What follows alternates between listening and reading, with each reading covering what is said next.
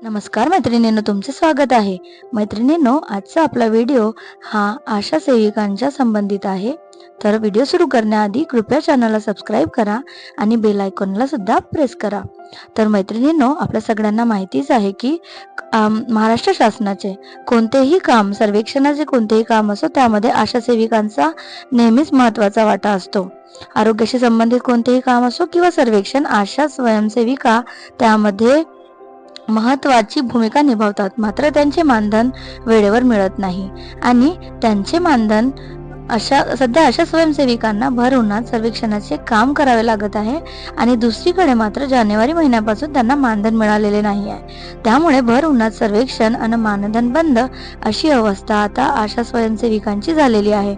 जनतेला समर्पित सेवा देणाऱ्या आशा सेविका आणि पर्यवेक्षकांना जानेवारीपासून मानधन मिळाले नसल्याची बाब समोर आली आहे आणि केंद्र सरकारकडून निधी आलेला नाही आणि राज्य सरकारनेही आपल्या वाट्याची रक्कम उपलब्ध करत नसल्याचा आरोप आशा व गटप्रवर्तक कर्मचारी युनियनने केला आहे. महाराष्ट्रात एकूण 74,000 आशा स्वयंसेविका आणि 4,000 पर्यवेक्षक काम करत आहेत. शहरासोबतच आशा सेविकांकडून ग्रामीण भागात विविध सर्वेक्षणाचे काम करावे लागते. त्यानंतर त्यामध्ये एड्स, मलेरिया, डेंग्यू आदी रुग्णांनाही राज्य सरकारच्या सेवा पुरविल्या जातात आणि साधारण 52 ते 53 प्रकारच्या सेवा त्या देतात. तरीही मानधन मिळत नसल्याने त्यांची आर्थिक कोंडी झालेली आहे. अशा परिस्थितीत घर कसे चालवायचे हा प्रश्न त्यांच्या समोर उभा ठाकलेला आहे. केंद्र सरकारचा निधी आलेला नाही आणि राज्य सरकारनेही निधी दिलेला नाही. त्यामुळे डिसेंबर नंतर आशा स्वयंसेविका मदतनीस यांचे मानधन थकले आहे.